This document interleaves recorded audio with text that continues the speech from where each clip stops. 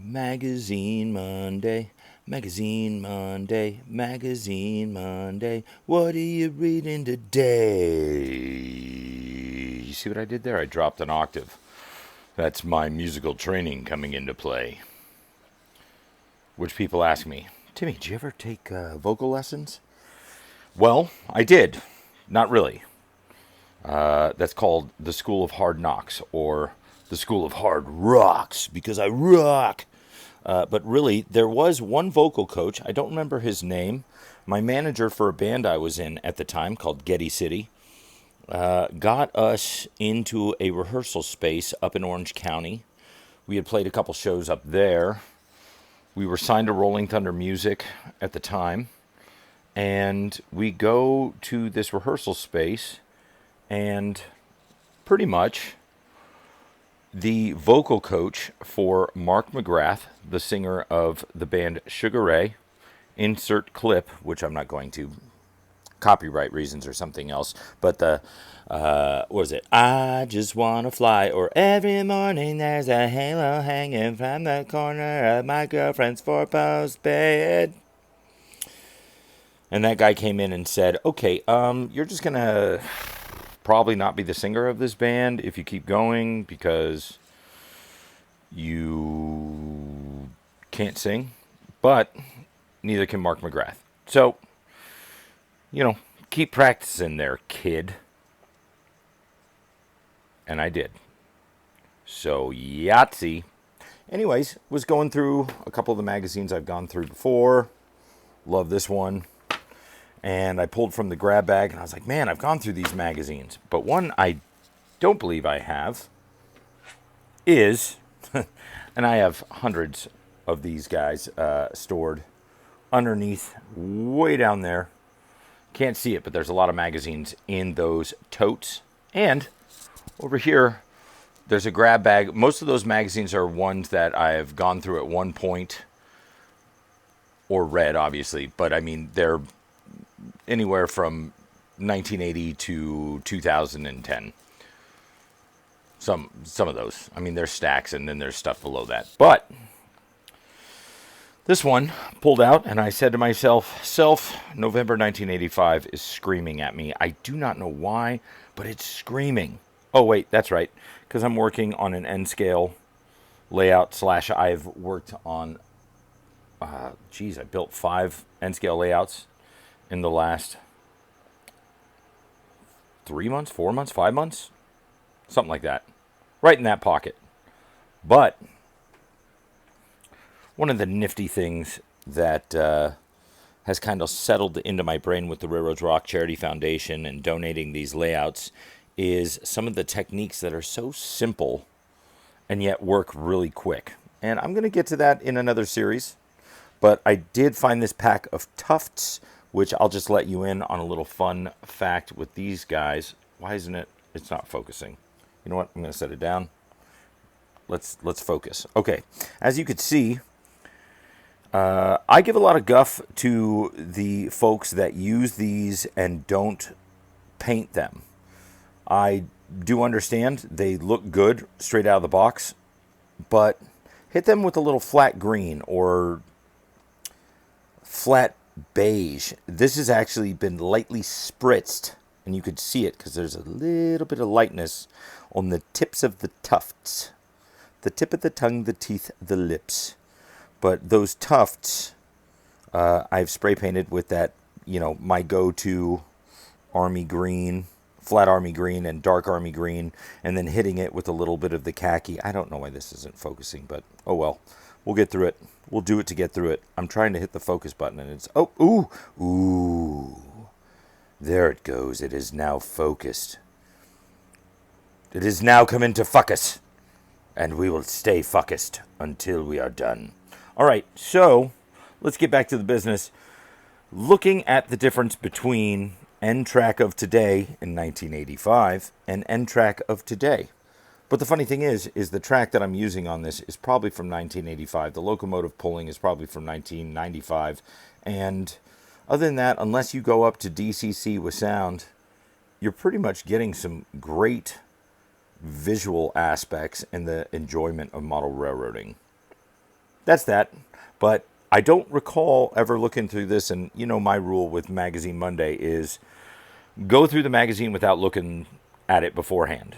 So that's what we're going to do. We're going to find Ntrak today. We're going to get to the glossary, which is over here, and it says it's the first thing on the books, Ntrak today, page 70. So we'll go over to page 70 and take a gander at it. Ooh, Zeke, my homeboy Zeke.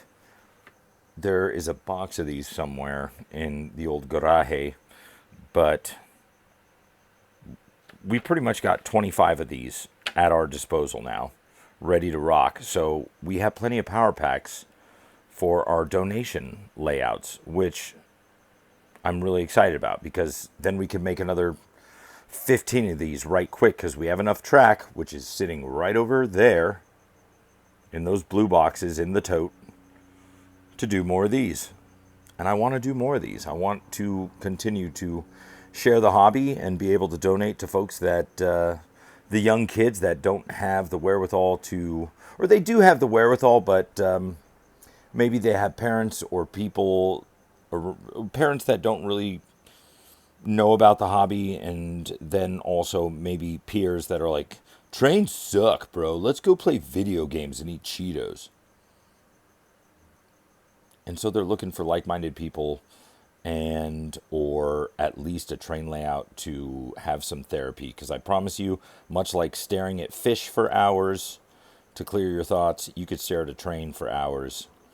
And, well, I don't stare at fish for hours. I did have a fish tank upstairs, and I had it for years, and finally the fish passed away. And I say fish plurally. But moving on.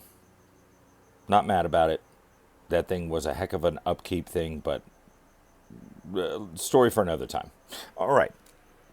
Ntrak today, 70. But we will see what we have here. Just more stuff. Advertisements, advertisements, advertisements, advertisements.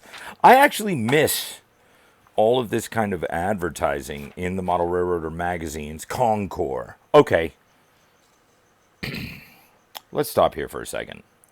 This is so weird that this is...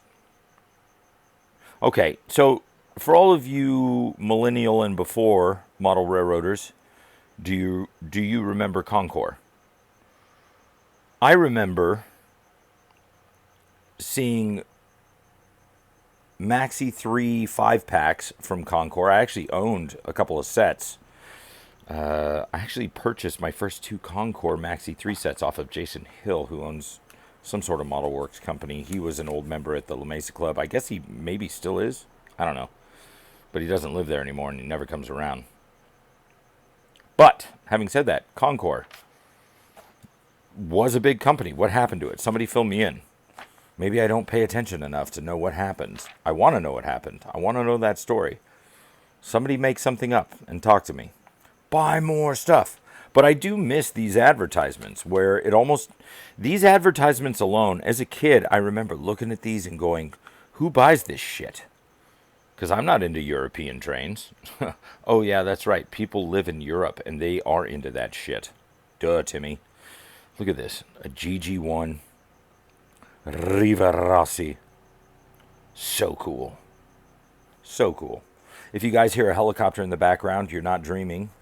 There's been a police helicopter circling about 1.5 miles due west of my location near the freeway for the last X amount of time, and it has not stopped. And when I say X amount of time, I mean about a half hour. I don't know what their loiter time is, but getting pretty close to being out of fuel there, bud. You've been there for a while.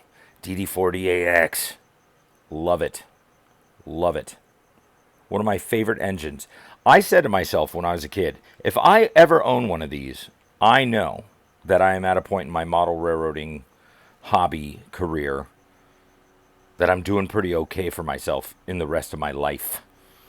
Because even back then, the model from Bachmann was still expensive. To a kid, at least. And then the brass models, forget about it. Now, what do you pay for that? 600, 650 out the box, maybe even 700. What is it? The Genesis 2.0. Oh my gosh. So, and yes, I did get one of those. You're welcome. But I just sold it, so don't have it in the collection anymore. but not bummed about it because I never ran it. And I wish I would have run it over the La Mesa Club a lot more. But such is life. You know, pick your battles. And along with that, it's okay to pick your nose or something. I don't know. There was a joke in there, and I didn't care about it enough to continue with it. But what I do care about a lot is signal lamps. Not really, but this is a cool concept. I like this. Hey, everybody, we got all these old signal lamps that are surplus from old railroads. Let's make actual lamps out of them. But we're going to advertise one that's not available. Makes it sound exclusive.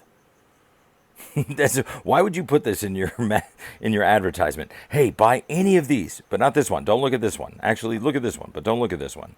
So look at this one, but don't look at this one. So weird. My phone is having troubles focusing right now. Oh well. We'll move on. Playmobil. Yay. Play with trains. Gosh, look at these buildings right here. Oh, look at that. What's in front of me? I've been deciding on possibly doing printed interiors for these models. This one's going to be the penny bank. A penny saved is a penny earned. Or the penny bank. Welcome to Penny Bank. Ooh, that's the name of the bank. Penny Bank. Welcome to Penny Bank, where every penny counts. I win. I win. I win. And then Katie's Candy Creations. So sweet. Ooh, you see what I did there? Didn't even think about it. Pun intended, though. Now. And then Weston's Walk. Yes, it is going to be a restaurant. Ooh, helicopter's getting close now. Something's got to be going on. Or they're going back for refueling to Gillespie Field, which is located in Santee or El Cajon or something like that. This thing, I'm looking at it and I'm like, is this focusing? Come on. If you could see here on the N scale layout below, sassafras. But people ask me where I get those trees from. JTT. And then I hit them with a little bit of, once again, surprise. Whatchamacallit, Flat Army green, Flat Army Deep Forest green, kind of like a Sherman green. Oh yeah, look at that. Again. See similarities? Oh. Back then, though, you actually had to build these kits. Just like that one. Where is it? There it is. Or that one. But this is a ready-to-roll one I got from Reed's Hobby. I saw it and I was like, it's on. Let's go. Bing, bang, boom. You know? All right. Look at this, the world's greatest locomotives. Super handcrafted models in solid pewter. Pewter? Really? That's what we're going with. Okay. I'd love to hear that pitch at the meeting. All right, guys, what do we got? Well, sir, we got these great handcrafted models. We're going to go with brass, but I don't know. We actually found out that solid pewter makes for better crafted locomotives. And I'd look at him and be like, what the shit are you talking about? Aren't brass locomotives everywhere? No, sir. Pewter. All right. Cartoon. Railroad cartoon. What does that say? Hazelton's having a tough time overcoming the RC flying experience. That's actually funny. Look at that. I think all these have their humor. Obviously, railroad cartoons. You ever tried to fly a train? Okay, back to business. That's funny. Cartoons, railroad cartoons. Cartoons, railroad cartoons. Page 70. Let's get to it. Oh my goodness. Look at these pictures. Let's just take a gander at this. Okay, overview is pretty solid. Love the IC. I'm a fan of the creamsicle scheme because it is lovable in sort of a way that you had that one friend that always wiped his nose upwards, therefore making his hair stand up. And it was weird because he'd always have like a rash on his eyebrows because he'd wipe his nose upwards when he'd have a runny nose, which seemed to be always. That's that paint scheme. You're still friends. You're lovable. Can't hate. and you don't debate. This is killing me that it's not focusing. Let me see what I can do here. That made it worse. Let's make it better. Oh, now we're winning. Oh, okay. Well, look at this downtown area, though. This is Kent Latner's Freeburg, Illinois module. Great looking module, bro. Great looking module. Look at the detail work in that. That's model railroading right there. It's not just about buying a bunch of train engines with great sound, even though that is cool. It's about putting together a scene. I love that there's a cannon. Come on, focus. Focus. This is ridiculous. Why are you not focusing? Maybe I'll give it some more. Oh, there we go. It was the lug nut. Fixed it. This almost looks like middle America downtowns. When I would tour through the Midwest, and still when I tour through the Midwest, you come across towns like this where, for instance, my ex-drummer, Eddie Core, he lived in Junction City, Kansas. Well, his parents lived in Junction City, Kansas, but obviously I met him in L.A., and whenever we'd be on tour and we'd get to Junction City, Kansas, that's what that looked like. Look at this. This is great. What is this? The Fabulous Ore Dock is the work of Dan Cermak of Minnetonka, Minnesota. That's a good name. And based on the Duluth, Minnesota and Iron Ranges dock on Lake Superior at Two Harbors, Minnesota. What should I do here? Should we do, what's Darth Vader's, James Earl Jones? Is that his name? The chutes are made of a plastic channel. Parts from HO Crossing Bridge kits were used for the ore dock's legs. Dan incorporated this and other Ntrak modules into his home layout. The module won the 1983 Concord Award and this year's Rick Levery Award. I'm looking for my son Akeem. We're staying at the Waldorf Astoria. How'd I do? Concord Award. You see, you know what? It's full circle. Full circle. Concord. Such a tour de force in the model railroading world. What happened? What happened to him? I have that kit. That hotel kit. Actually, fun fact, that hotel kit that I built is now on Dick Van Dyke's little N-scale railroad that I gifted him for his birthday. Even though I did both his garden railroads, I did a little N-scale. Oh my gosh, that's crazy. Gotta love it. All right. Well, I hope you're enjoying your railroad there, Mr. Dick Van Dyke. Let's see. Oh, there we get some good focus in on this. Look at this. What a great looking Middle America scene.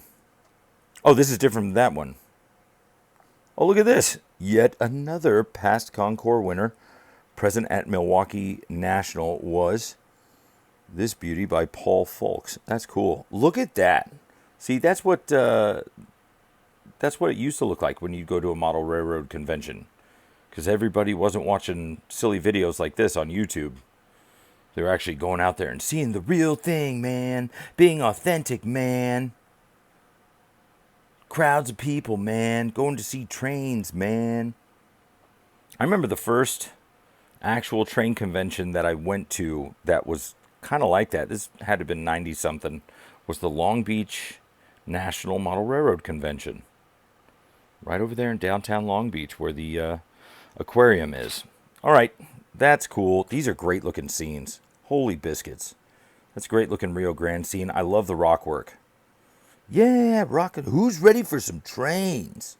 Look at that rock work. Great molding, great airbrushing, paintbrushing, dry brushing.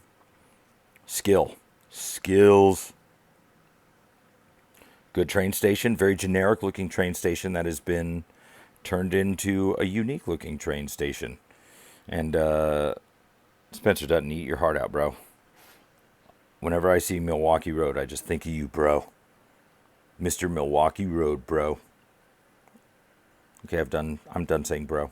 Bro. Okay, that's the last one, I promise, bro. Dang it. Some sort of... Oh, that's one of these, this is like an SW 1200, but they put a nose on it. Gave it a nice little rhinoplasty and said, get out there and show the world what you're made of. You look good as new. Anyways, I think that'll be it for this magazine. There's a lot more articles here. Trainland USA. But this one's getting a little long in the tooth, so we're going to stop talking. And when I say we, I mean me. I promise I'm not schizophrenic yet. Or at least I don't know about that. Gotta love the old Atlas/Cato advertisements. Always at the back of the mag. And I don't see it along the line here, so I'll just leave you with this thought is... Every scene has its purpose, and every purpose will set the scene. Shit, that's a good one. I like that one. All right, until the next time, guys, happy Magazine Monday. Magazine Monday, Magazine Monday. What are you reading today? And just remember, your most important signal is going to be your next one. Rock and roll.